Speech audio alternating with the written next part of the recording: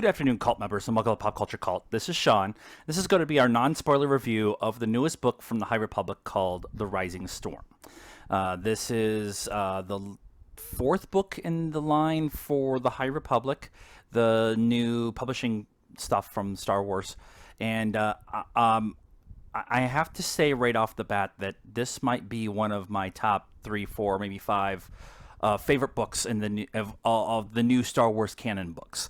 I wasn't a Legends guy; got a little too weird for me at times. So when they announced that the new canon books were happening, I was super excited. I've really been enjoying them.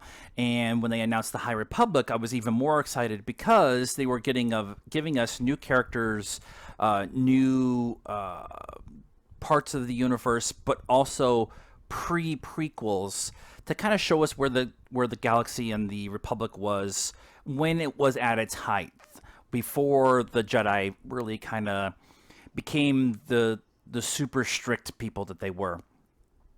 This book picks up essentially where the end of the Light of the Jedi, the first book in the series, left off. Chancellor So, who is doing her best to hold the galaxy together and move it forward into a more prosperous time, really is set on having the Republic Fair happen, even with the concerns after the Great Disaster and the Nihil themselves prodding and probing into more of the galaxy, more of the Outer Rim, and that kind of stuff, and more attacks and that. And she was really dead set on having this fair. And I really love when Star Wars does politics, because if you live here in the States and you see the political system here and how difficult it is to actually get anything done and to get any kind of agreement on any level, it's both frustrating to watch, but also very fascinating. Now just try to think of what that's like in a galaxy where you have hundreds of planets trying to coexist, and be part of the whole. And I just find it really fun to kind of pick through that thought process and try to understand it the best you can, and show the difficulties of what all that takes place. It could be something as simple as, how do two people from different planets be in the same room when one breathes oxygen and one breathes nitrogen? And so that just the one's made of goo and one's got tentacles and all that kind of stuff. And so I love when politics is done so well in Star Wars, and politics was definitely a thing within this book. Not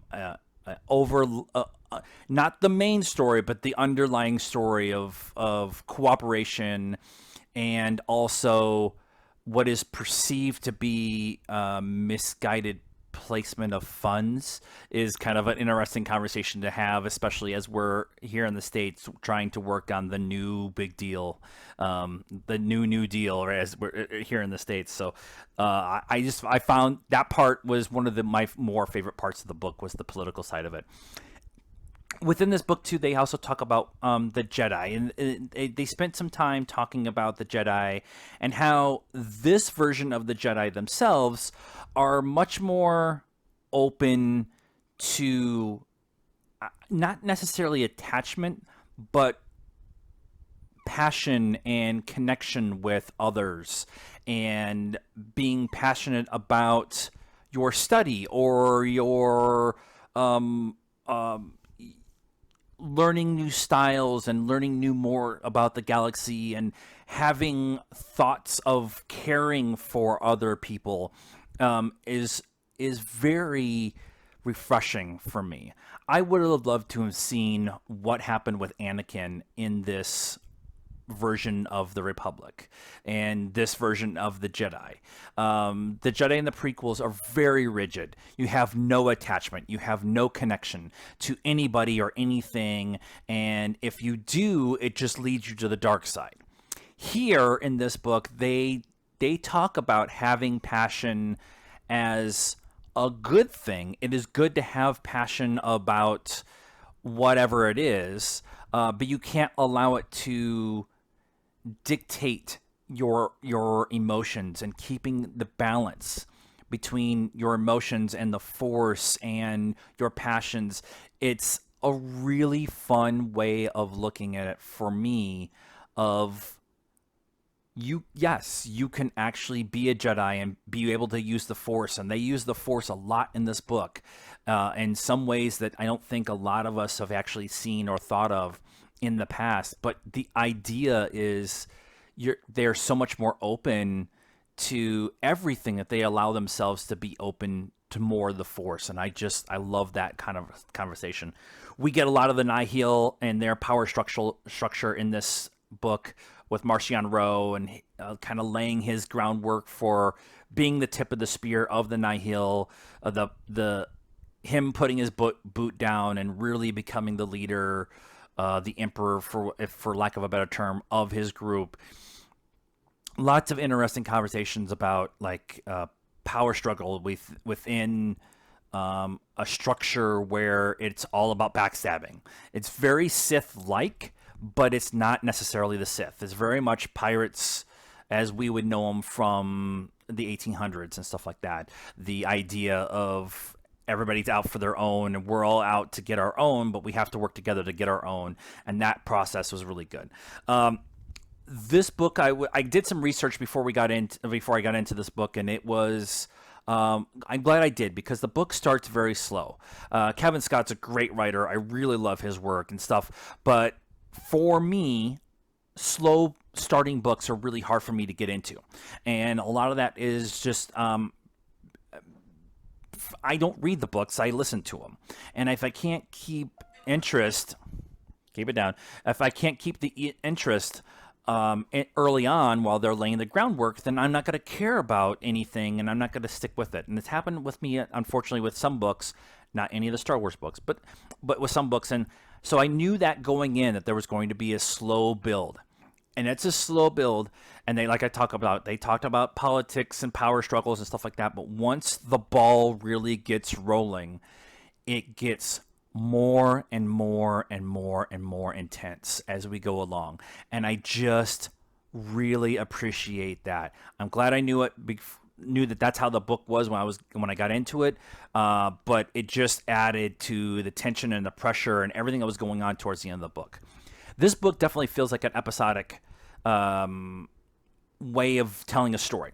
And that, I think, was the plan with the High Republic all along. We're to start here, and each book is going to tell the same story from different angles, but there's going to be major episodes going along. I'm burping up my coffee as we go along.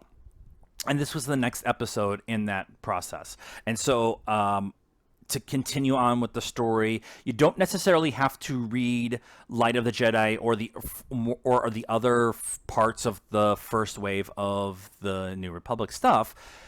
It does help when they bring up characters, and especially with like Avar Kriss. She's mentioned in this book, but she's not really a major character in this book. And so if you had read the first one, you kind of in the comics and stuff like that, every little reference that they have in this book you get, but you don't have to have it to appreciate the story that they're telling as you go along. Like I said, I listen to the audiobooks. I don't read very fast, and so audiobooks are a much better way for me to enjoy the process of the High Republic and everything. I specifically like the Star Wars books because on audio form is because you get the music from John Williams, you get the sound effects, you get the laser guns, and you hear the lightsabers light up. Voices are changed and manipulated depending on if they're talking in a helmet or if they're a species that needs to be in a dry suit or something like that. And so you have that extra layer of storytelling with sound effects and stuff like that. And Mark Thompson is the one who reads them, and Mark Thompson is amazing with his voice capabilities to keep each character separate and have a unique voice to add to each character, and the inflection of having those characters in times of stress and in times of calm. and he's an amazing voice actor. He needs to be doing more stuff. If he wants to just do Star Wars stuff, I'm totally cool with that too. But his ability to do all these different types of voices, I really, really love his work, and he's able to do that in this book. Overall, like I said, top 3 or 4, maybe 5 of my favorite Star Wars books. Very intense story towards the end, heartbreaking at times, and definitely not a kid's book. Definitely much more of the adult range. So you know that going in. So that is our thoughts on review of The Rising Storm, the newest book from the High Republic. Let us know what you thought of our review and the book itself in the comments down below. Like this video, subscribe to the channel, hit the bell for notifications, and follow us on all the social media stuff: Facebook, Instagram, Twitter, and TikTok. And until next time, cult members, we are all the Republic.